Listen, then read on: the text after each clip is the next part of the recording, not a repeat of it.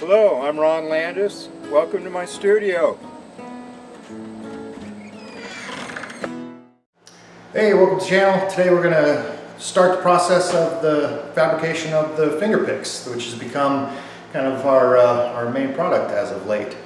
So we're going to do some of the initial work of putting the material together to prepare it for the melt. And then we'll cast some bars or some ingots and recast them and get the whole process started. And we're going to show you the whole thing, probably through a couple episodes, and give you all the kind of the behind the scenes of how these are handmade and hand fabricated and delivered directly to you.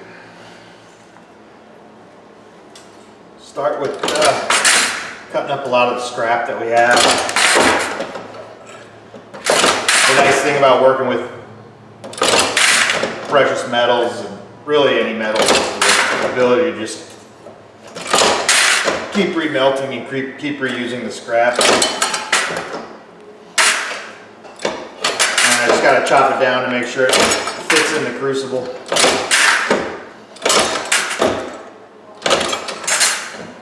So we've got, pieces that didn't make the cut. They're bent or cracked. Didn't like the way it turned out. Webbing, spoiled pieces, all going back in the melt. It's just a fine silver casting grain of pure silver. So what we have to do is to make our own sterling to keep supplementing our quantities here. What we'll do first is just weigh up a small quantity.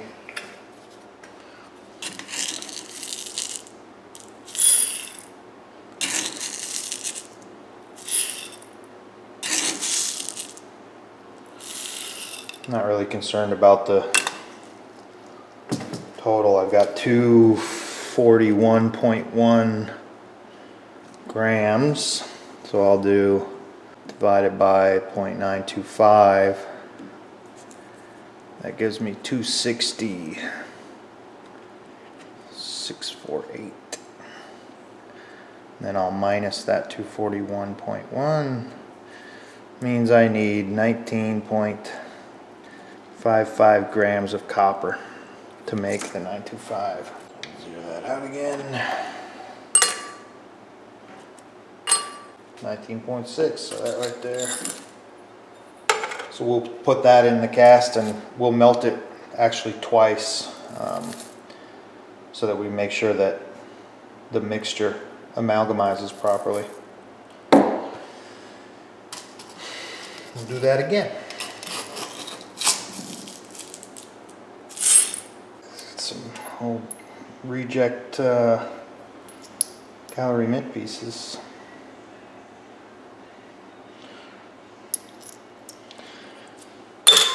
Much better for this.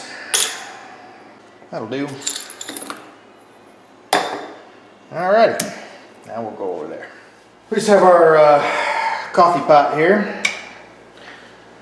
Sterling probably melts, someone in the comments will correct me, but it's somewhere around 1820, something like that. Feel free to correct me in the comments. I know how YouTube likes to do that. But for our purposes, we're not really looking for a melting point, we're looking for a flow rate, because what I need to do is get it melted down and liquid enough to keep liquid while I cast it. So I actually set my temperature as high as this will go, which is 2012. At that point, you're not really doing anything to the metal. You might actually be burning off some of the impurities, so it doesn't hurt anything. In terms of the scrap, I like to get the scrap going first and get it liquid, because if you start with the copper, it doesn't quite melt properly. It will melt into the silver if the silver is already melted. So I just start with put the scrap in there.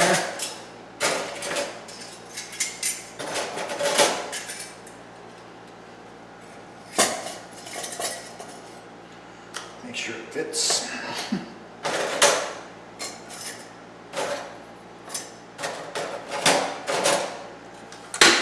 And then once we come back and find that liquid, we'll just keep adding some more.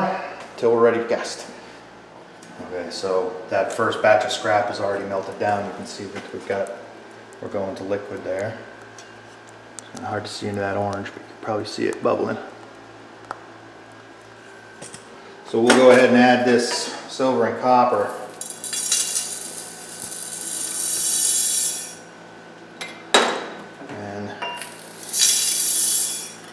And then again, we wait. Just keep adding this scrap. We got a full.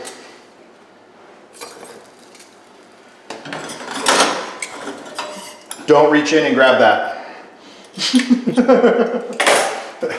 I know this from experience.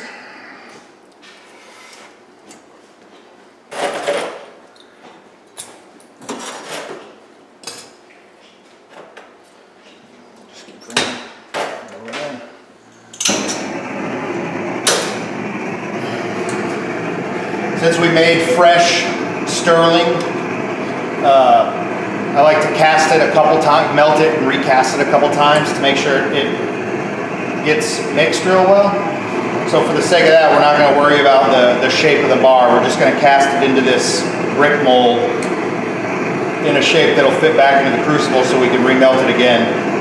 This is just a cast iron mold. I won't be able to touch it here in a second like that. It's fixing to get hot.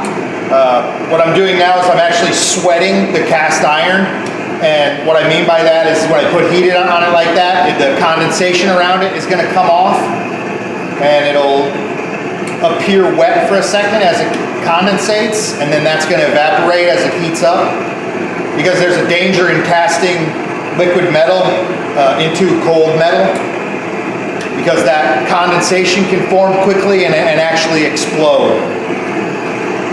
It's rare, but you know, you take all the safety precautions you can. There's much more technical ways of doing this and lots of high-tech ways of doing it. But you know, we're not making surgical implements or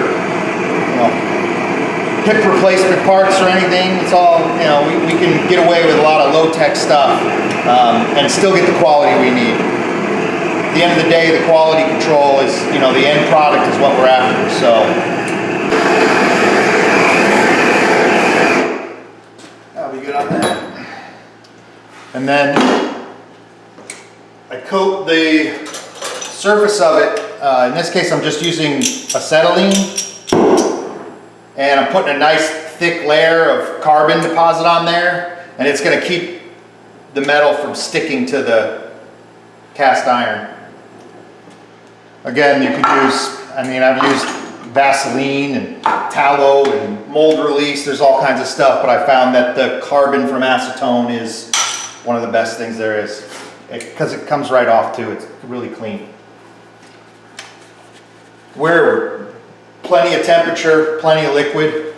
Not real concerned about the quality of the cast in this case, because we're going to remelt it anyway. But this is what you came here to see right here. Here we go.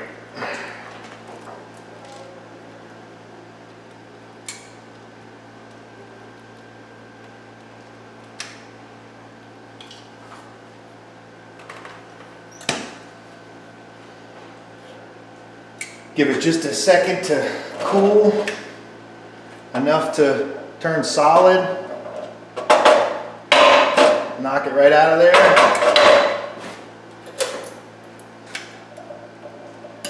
Sound effects.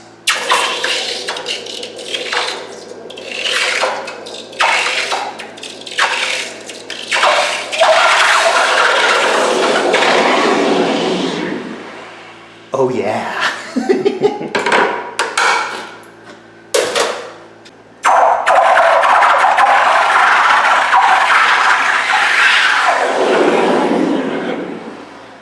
That's cool, huh? Man, let's get the last couple drops out of there.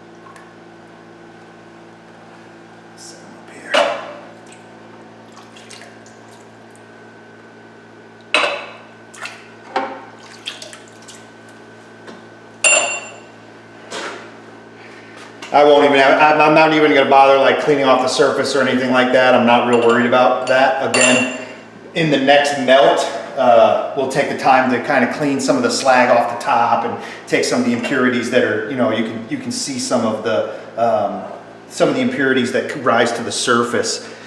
We'll be able to take that out in the next pour. I'm not concerned about that yet.